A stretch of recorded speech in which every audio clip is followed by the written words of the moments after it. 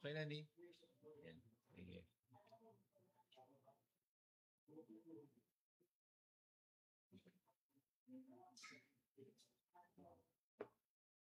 Magandang umaga po sa inyo pong lahat. Huwag po kayong magulat sapagkat tinatanong ninyo bakit ako ang nandito. No? Oo, kasi alam niyo naman na kuminsan dumarating ang mga pagkakataon sa buhay ni Kuya Ronald na umaharap sa matinding pagsubok, bagamat gustong-gusto niya magturo, pero hindi pinapayagan ng katawan, no? Oh. Ako, marap din kami sa pagsubok kagabi ni Ryan. Halos hindi kami nakatulog dahil kami ay inatake ng gamu-gamu, nagkaroon ng gamu-gamu apocalypse kagabi. Tutulog kami, biglang, kaya gumising si Ryan para mag-spray ng... pero salamat sa Panginoon, at least andito pa rin tayo at makakapag-aral at makakapagturo ng salita ng Diyos. Na po. Huwag po kayong mag-alala, sanay tayo sa puyatan, paminsan-minsan. Okay. Ano? Sa panahon po natin ngayon, lalo na sa atin na kumilala na sa Panginoon bilang sarili nating tagapagligtas, I'm sure mag-agree po kayo na yung pinaka-importanting decision na ginawa natin sa ating buhay ay yung tanggapin at sampalatayanan ng Panginoon. Ano po? Bilang sarili nating tagapagligtas. At sa palagay ko, wala nang gaganda pa at hihigit pa dun sa desisyon na yun. Yun ang greatest decision of all. No, ang Panginoon ay sampalatayanan at tanggapin sa ating buhay bilang sariling tagapagligtas. Apo? Dati Kuya Rudy. Bumibelo muna ako, Kuya Rudy. Dadaling kita dyan. No? Kaya, at sa panahon, dahil sa ang Panginoon ay nakilala natin sa ating buhay bilang sariling tagapagligtas, wala nang magagawa ang kaaway, wala nang magagawa si Satanas para i-reject natin yung kanyang kaligtasan na ino-offer. No? Wala na siya magagawa kasi tinanggap na natin eh. Subalit, si Satanas, ang kaaway, ay ginagawa niya ngayon ang lahat ng magagawa niya para tayo ay hindi lumago sa ating relasyon sa Diyos. Kaya napaka-importante ng ating pag-aaral patungkol sa salita ng Diyos sapagkat natututuhan natin kung paano tayo mabubuhay bilang mga anak ng Diyos. Kaya yung mga pinag-aralan natin nakaraan patungkol sa salita ng Diyos, kung paano pag-aaralan ng salita ng Diyos, very vital yan sa ating buhay Kristiyano. Kasi yan ang ating mga pananggalang o panlaban, no, sa mga pagkilos ng kaaway sa ating buhay. Pero sa umagang ito, gusto kong maunawaan natin yung lilis muna tayo ng lesson na kasi ito, emergency lesson ito, no? Yung itutuloy ni Kuya Ronald yung ating yung kanyang tinuturo na how to study the Bible, no? Maganda yun, ano? Actually, maganda yun kasi 3 puntos ang binibigay nun, yung main idea ng text, yung main purpose ng author, at saka yung application ng salita ng Diyos sa time nila. No, yun ang pinakabuod ng Bible study na kanyang itinuturo. Pero ngayon gusto ko lang balikan yung ilang mga matitibay at importanteng pundasyon sa buhay Kristiyano, no? At gusto ko maunawaan natin na merong 2 spiritual families sa mundong ito. No? Dalawang spiritual na pamilya sa mundong ito. Unang-una, yung pamilya ng Diablo. No? The devil's family. Bago ako tumigil, bago ako magpatuloy, batiin muna natin si Sam. Happy anniversary. Sumang-ayon. No? Talagang ma- matunog sa group chat. No, anniversary nila ni Mildred. No, grand entrance. Ilang years na kayo ni Mildred? 36? Wow, praise the Lord. 36, no? Salamat sa Panginoon, no? So,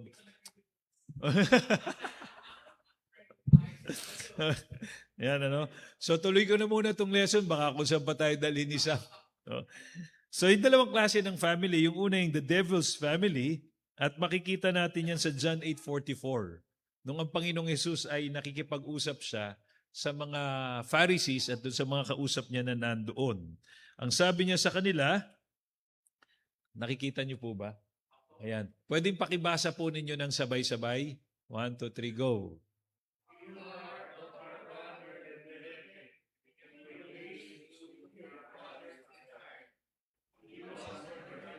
From the beginning. Because there is no truth in there. No, so merong grupo ng mga tao na kinakausap ang Panginoong Jesus at sinabihan niya ito. No, kayo ay sa inyong ama na ang Diablo. So makikita natin ang Diablo ay dinidescribe na ama, no, nitong mga kausap ng Panginoong Jesus. At doon sa John 8:38, ganun din ang sinasabi. Sabi ng Panginoong Jesus, I speak of what I have seen with my Father, and you do what you have seen from your father. No? At ang tinutukoy dyan ay ang Diablo. Ngayon, paano ang isang tao nagiging bahagi ng pamilya ng Diablo? Okay? Kung meron dalawang klase ng pamilya, meron dalawang klase ng tatay, meron dalawang klase ng kapanganakan. Okay? At ang isang tao ay nagiging bahagi ng pamilya ng Diablo sa pamamagitan ng kapanganakan. Pero ang kapanganakan na yan ay physical birth. Sa pamamagitan ng physical birth. Pag binasa natin yung Genesis 5:3, andyan, pakibasa mo nga, Sam. Anniversary mo naman yan. Malaki naman yan, no?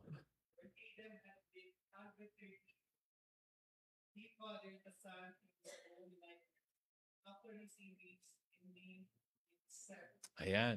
So makikita natin, Genesis chapter 5 na to. Sa Genesis chapter 3, pumasok ang kasalanan sa kasaysayan ng kasalanan. At merong anak na unang anak si Adam at Eve, si Abel, no? Pero namatay siya. Pero pinalitan siya ng Diyos at ipinanganak si Seth. Makikita niyo yung description dito. Yung anak ni Adan, ang sabi dito sa sumulat, ay in his own likeness. Ipinanganak in his own likeness after his image. Nung hindi pa nagkakasala ang tao, makikita natin sa Genesis, ang sabi, man was created in the image of God. Wala pang kasalanan nun. Pero nung pumasok na yung kasalanan dito, yung anak ni Adan ay sinabi na siya ipinanganak na after his own likeness, after his image. At pag tinignan natin yung sa Romans 5:12, makikita natin na sinasabi kung paanong pumasok ang kasalanan sa sanlibutan sa pamamagitan ng isang tao, ganon din ang kamatayan sa pamamagitan ng kasalanan, kaya ang kamatayan ay kumalat sa lahat ng tao sapagkat ang lahat ay nagkasala. So makikita natin, nung nagkasala si Adan, si Eva at si Adan, nagkaroon sila ng anak at lahat na ng mga nanggaling sa kanila, minana yung kanilang likas na pagiging makasalanan. So minana nila yung kanilang sinful nature. At lahat ng tao, ang sabi dito sa Romans 5:12, ay ganun ang naging kalalagayan. Kaya makikita natin, lahat ng mga taong ipinapanganak physically, automatic pumupunta sa pamilya ng Diablo. Although huwag niyong sasabihin sa kapitbahay niyo na hindi mananampalataya, o ikaw, ang tatay mo, ang Diablo, ha? Huwag niyong sasabihin yun, mapapaaway kayo doon. No? Oo, wag niyong babanggitin. Pero yun ang makikita natin sa salita ng Diyos. Meron dalawang klase ng pamilya, spiritual family sa mundo, kasi merong dalawang klase ng tatay, merong dalawang klase ng kapanganakan. Yung unang tatay at ang diablo, at yung kapanganakan ay physical birth, makikita natin. At yung pangalawa na pamilya ay yung pamilya ng Diyos. Okay? So merong dalawang klase ng pamilya, merong dalawang klase ng tatay, merong dalawang klase ng kapanganakan. So makikita natin sa John 1:12 and 13. Malinaw ito na sinasabi sa atin. Okay? Yan. Pakibasa nga ni Ate Cherry kasi ang ganda ng boses ni Ate Cherry. Ay, wow. Napakahiro. Mm. Mm.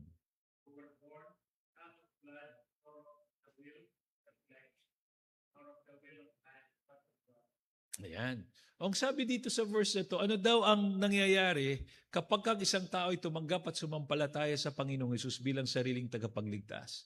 Na napakalinaw, no? Ang sabi dito, binibigyan siya ng karapatan na maging anak ng Diyos. So kung ikaw ay anak ng Diyos, ibig sabihin ang Diyos ang tatay. So merong pamilya ang Diyos, no? Yung pamilya ng God the Father, God's family.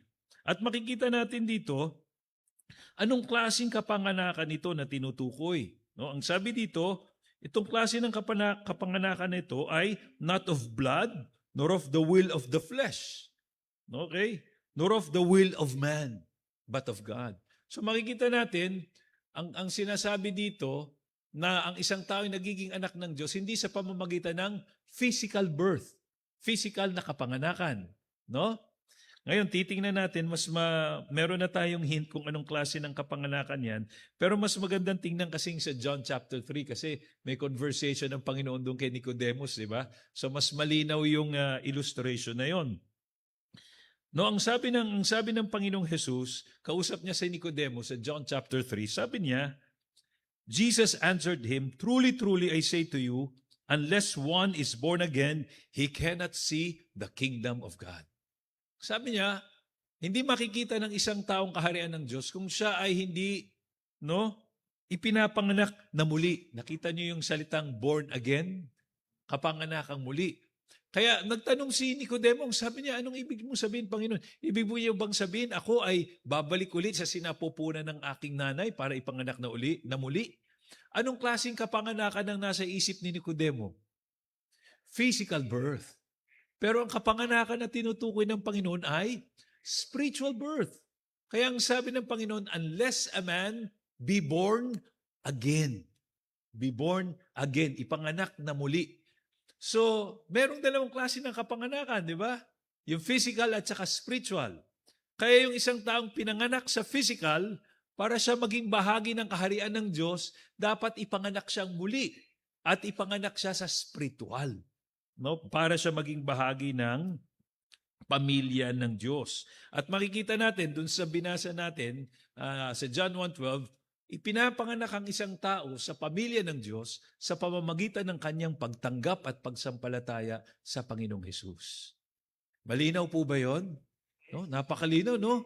Dalawang klaseng pamilya, dalawang klaseng tatay, dalawang klase ng kapanganakan.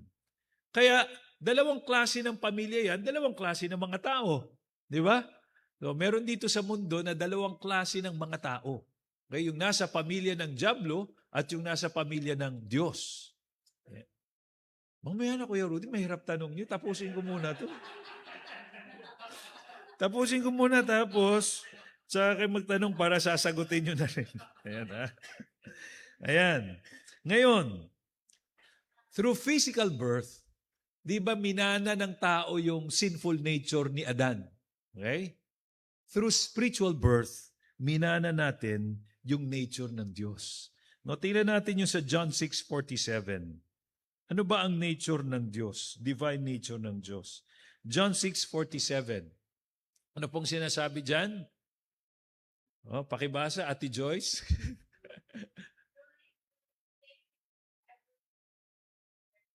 Okay, ha? Second, yung John 3:36. O, ikaw na, Lon. Wala ba? Next slide, please. Ayan, John 3. Ayun. Tapos sunod mo na yung 1 John 5:12. Okay? So makikita natin, ano ang nature ng Diyos na minana natin? Meron siyang eternal life. No? Ang Diyos ay, ang buhay niya, pangwalang hanggan. Eternal ang Diyos actually. Eternal. Walang pasimula, walang katapusan. No? At makikita natin, nung ang tao ay ipinanganak sa pamilya ng Diyos, minana rin niya yung nature ng Diyos, yung divine nature ng Diyos. Kaya meron siyang buhay na walang hanggan. No, kaya meron din tayong buhay na walang hanggan. Ngayon, kagaya ng sinasabi ko kanina, no, dalawang klase ng pamilya, dalawang klase ng tatay, dalawang klase ng kapanganakan, no, at dalawang klase ng mga tao. Ngayon, tayo, okay? Kung ikaw ay nasa pamilya ng Diyos, ibig sabihin tumanggap ka na sa Panginoon bilang sarili mong tagapagligtas. Tayo na nasa pamilya ng Diyos ay sinasabihan ng salita ng Diyos na humiwalay sa pamilya ng dyablo, sa pamilya ng kaaway. No? Makikita natin yan. Unang-una, sa papanong paraan, nung tayo nakakilala sa Panginoon, bagamat nung tayo nakakilala sa Panginoon, yung katawan na ito, hindi naman nawala, di ba? Nandun pa rin, ano? Yung sinful nature ni Adan, nandito pa rin sa katawan na to, di ba? Pero ano nangyari nung tayo nakakilala sa Panginoon? No, ang sabi sa 1 Corinthians 6:19. Next slide. Yan, memorize nyo ba yan? Ayan. So, sino babasa? O, memorize yun na lang. Ako na. Sabi dyan, or do you not know that your body is a temple of the Holy Spirit? No? Within you, whom you have from God, you are not your own. So makikita natin, dito sa katawan na to, bagamat siya ay nakamana ng makasalanang likas ni Adan, anong ginawa ng Diyos nung tayo ay nalipat sa kanyang pamilya? Tinirahan niya. No? Tinirahan niya ito. Tinirahan niya ito. Alam mo, pag pinag-aralan natin, lalo na yung mga kwento ng Panginoong Hesus, kung paano siya nagliligtas sa mga tao, maski doon sa mga pinag-aralan natin ng mga nakaraan, yung mga taong marurumi, pag humawak sila sa kapwa-tao nila, yung hinawakan nila, nakukonsider na marumi na rin, unclean. Diba? At pag unclean sila, hindi sila pwedeng pumasok sa templo, hindi sila pwedeng mag-offer ng mga sacrifices. Pero pag ang isang taong marumi, pag humawak sila sa Panginoon, naapektuhan ba ng karumihan nila ang Panginoon? Hindi naapektuhan. Nare-reverse. Nare-reverse. Yung taong marumi, lumilinis. Pansinin niyo yung kwento sa yung mga pinag-aralan natin sa Luke, di ba? Yung sinful woman, yung pinatawad ng marami, di ba? At pagkatapos yung si Jairus, yung bleeding woman, na pinag-aralan natin sa preaching, di ba makikita ninyo, mga unclean sila, maski yung lalaking inalihan ng masamang espiritu, si Legion, hindi si Gideon. Gideon kami, hindi kami legions. Gideons kami. Di ba? Nung sila ay humawak sa Panginoon, hindi naapektuhan ng karumihan nila ang Panginoon. Kundi, yung kalinisan ng Panginoon, yun ang nakaapekto sa kanila. Kaya makikita natin, tayo mga sumampalataya sa Panginoon, tayo nasa pamilya ng Diyos, bagamat tayo ay nakamana ng makasalanang likas, no? Dahil nandito pa itong katawan na ito, pero binigyan tayo ng Diyos ng sa atin, ng bagong kalikasan, at makikita natin, ang ganda nga ng pangalan, di ba? Ang tumira sa atin ay banal na Espiritu. Banal na Espiritu. At pag pinag-usapan natin yung pagtira, sasabihin natin tayo ay naposes ng Holy Spirit. Kasi madalas nagagamit yung salitang possess sa evil spirit lang, di ba? Pero anong itsura kapag kang isang tao na possess ng evil spirit? Di ba? Nagiging masama siya eh. Di ba? Nagiging masama siya at nasisira ang kanyang pagkataong kanyang katawan. Kabaligtaran sa atin. Dahil tayo ay naposes ng Holy Spirit, hindi nasisira. Gumaganda ang buhay, umaayos ang buhay. Yung isang napakapangit na buhay ay kayang pagandahin, no, ng lubusan ng Panginoon dahil sa banal na Espiritu na nakatira sa atin. At makikita natin yung pagkakaiba Kaya ang sabi ng salita ng Diyos, no, dahil nasa atin ang banal na spirito at ang ating katawan ay templo ng banal na spirito, ang mga nasa pamilya ng Diyos ay tinuturuan ng salita ng Diyos na sila ay humiwalay, dapat magkaroon ng separation. Ang ibig sabihin ng separation ay hindi naman yung parang, kunyari, yung ikaw, Christian, asawa mo, hindi. Sasabihin mo, ay, hiwalayan ko ng asawa ko, separate na kami.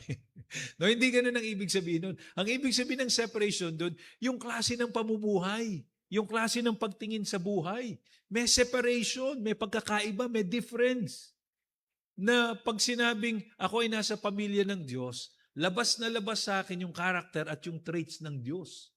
Nung dati, nasa pamilya ako ng Diablo, ang nakikita sa buhay ko, yung character ni Satanas, sinungaling, di ba ang sabi, father of lies, no?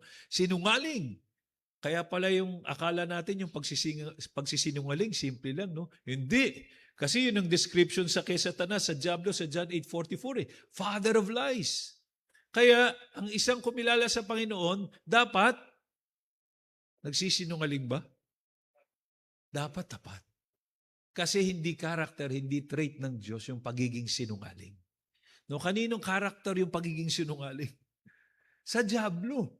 No, kaya ang sabi ng salita ng Diyos, lalo na pag binasa natin tong 2 Corinthians 6, alam na alam yan ng mga kabataan noon eh. No, anong sinasabi dyan? Basahin natin yung buong context dyan. Pero yung sa verse 14, para makita natin na kinakailangan magkaroon ng difference, ang sabi dyan, do not be unequally yoked with unbelievers. Larawan ito na yung dalawang baka na merong iisang, ano ba sa Tagalog yung yoke? Yung nilalagay ng ganyan sa baka, yung sa ulo niya, tapos yung tinatali. Pamatok. Ang hirap pa rin sa Tagalog.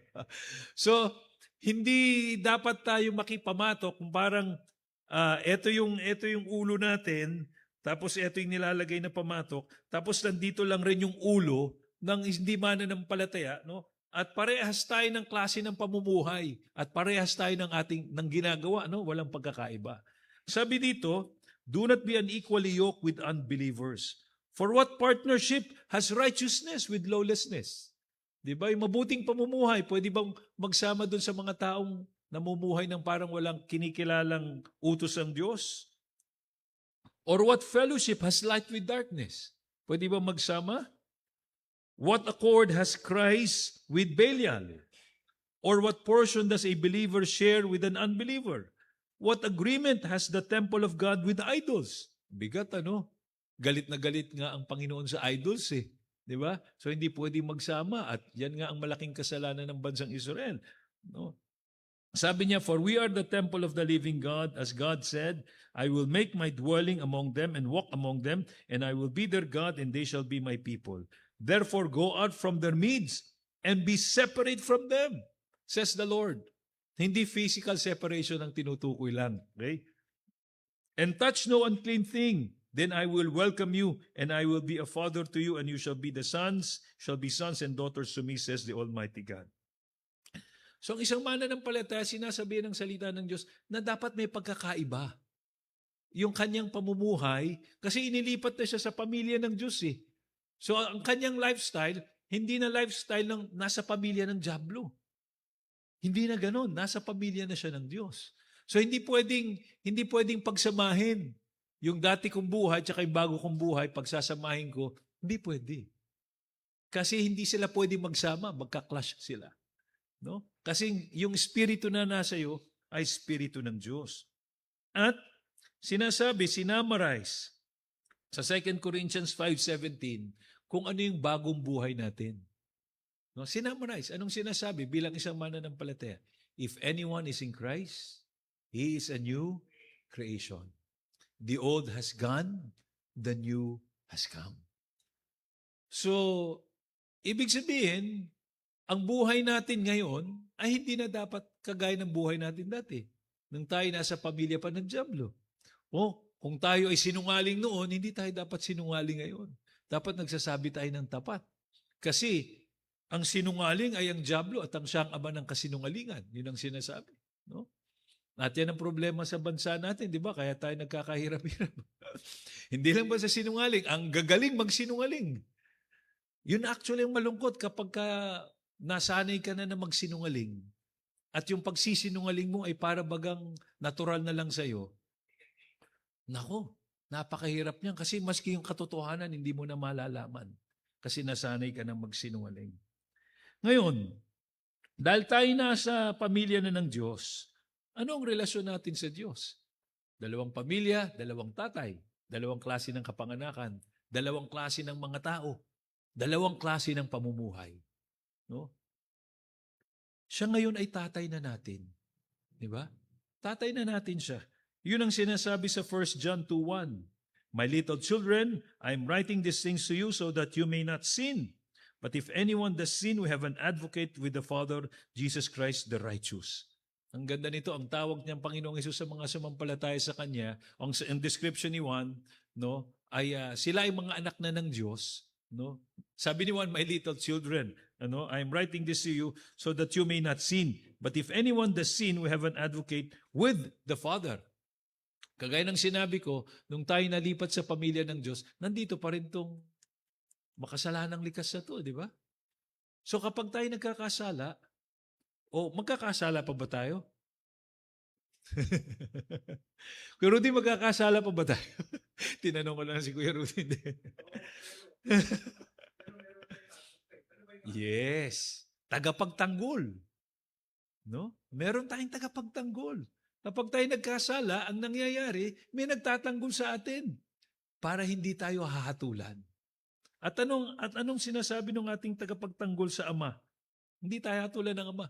Sabi naman, pag tayo nagkakasala, ang Panginoong Hesus, yung kanyang ginawa sa krus, yun ang nakikita sa atin. Tinubos ko na yan. Kompleto na. Bayad na po yan. Ako po ang bayad dyan. Ito. No? Yun ang sinasabi ni Juan. Kaya makikita natin, ang Diyos. Dati-dati, nung tayo wala sa pamilya ng Diyos, anong relasyon ng Diyos sa dyablo? Friends ba sila? Enemy sila, di ba? Enemy sila. Kaya makikita natin, kung andito ang pamilya ng Diyos at nandito tayo dati, anong tingin sa atin ng Diyos? Kung kaaway niya yung tatay natin, kaaway din tayo ng Diyos. Kaaway din tayo ng Diyos. Kaya nung nalipat tayo sa pamilya ng Diyos, hindi niya na tayo itinuturing na kaaway. Tayo ay itinuturing na niya na isang anak. Sarap pakinggan, ano? Anak na ako ng Diyos, hindi na ako kaaway ng Diyos. God no longer deals with us as sinners, but as children, His children. Ganun na ang tingin sa atin ng Diyos. Ganun niya na tayo tinitingnan. Kaya, pag tinignan natin yung isang tatay, di ba? Yung description ng isang tatay, kagaya ni Kuya Benji, sa ating Father's Day, no? No? No, naniniwala tayo yung isang mabuting tatay, hindi siya gagawa ng isang bagay na ikasasakit o ikasasama ng kanyang anak. Tama po? No? A good father will never do anything to purposely hurt his son. Taas ang kamay ng mga tatay. Okay? Yun, yung ideal tatay nandun sa likod eh. Hindi, marami kayong anak, Kuya Rudy. Spiritual. Sa physical, isa lang. Isa lang, no? Di ba, tayo mga tatay, hindi tayo gagawa ng isang bagay na alam natin. Kung mabuti ka, ha? Kasi ang description, a good father will never do anything, no, to hurt or purposely hurt his son. Hindi. Okay? He will only do those things which will help him grow and mature into the person he wants him to be. Yun ang isang mabuting tatay. Our Heavenly Father operates in the same way. Ganun din siya. Only His ways, ang pagkakaiba lang, His ways are perfect. Tayong mga tatay hindi perfect eh. Okay? Pero ang Diyos, ang kanyang kaparaanan ay perfecto. Unlike earthly fathers who sometimes err o nagkakamali, God never makes a mistake in His dealings with His children. Hindi nagkakamali ang Diyos. No? Hindi siya nagkakamali sa kanyang pakikitungo sa atin. No? Ang sabi sa Matthew 7:11, if you then who are evil know how to give good gifts to your children, how much more will your Father who is in heaven give good things to those who ask Him? Diba? Kung yung mga tatay nga dito sa mundo, binibigyan niya yung makakabuti sa kanyang anak. Hindi naman siya perfect. Paano pa kaya yung tatay natin sa langit na perfect? Kaya makakaasa tayo. Kung tayo patuloy na sumusunod sa kalooban ng Panginoon, makakaasa tayo na magiging maayos at mabuti ang pakikitungo ng Diyos sa atin. Ibig sabihin, kahit ang tingin natin parang nahihirapan tayo, nasasaktan tayo, pero kung naroon ang ating pagtitiwala sa Diyos, maaasahan natin na tayo ay nasa kamay ng mabuting Ama at alam niya yung kanyang ginagawa sa ating buhay. No po? Ngayon, for our discussion sa umaga pong ito, sa ating groupings, okay?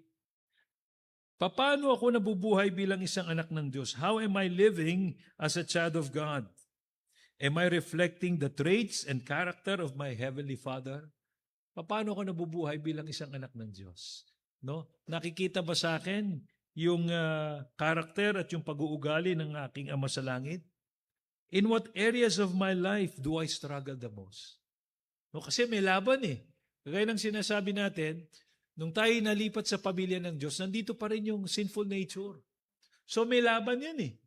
At ang kung ano yung mas binibigyan natin ng pansin, kung ano yung mas inaalagaan natin, okay? Yun ang nagkokontrol ng buhay natin. Kung ang mas binibigyan natin ng pansin ay yung ating lumang kalikasan, yung makasalanan nating kalikasan, no? Kung yun ang binibigyan natin ng pansin, yun ang magkokontrol sa buhay natin. Pero kung binibigyan natin ng pansin, itong bagong kalikasan na meron tayo sa Diyos, yan ang magkokontrol sa buhay natin. No, kaya may struggle. May struggle.